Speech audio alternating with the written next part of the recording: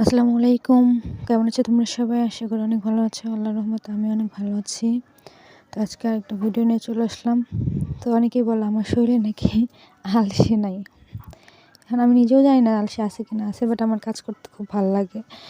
আর আজকেও সেরকম মাদ্রাসা, মানে সকাল থেকে বিকেল পর্যন্ত মাদ্রাসা করে, টিউশন করে, বাসায় এসে রান্নাবাড়া করে, মেয়ের খাওয়াটাও করে নিও।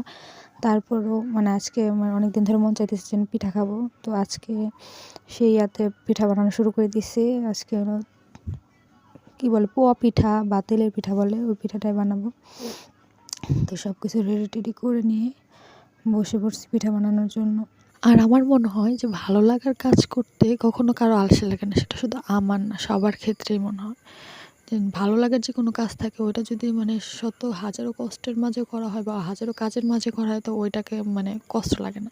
তো সবাইকে আমার সাথে একমত হলে কমেন্টস করে জানান। আর আমার ভিডিওটা যদি আপনাদের ভালো লাগে তো লাইক, কমেন্ট অ্যান্ড শেয়ার করে আমার পাশেই থাকবেন।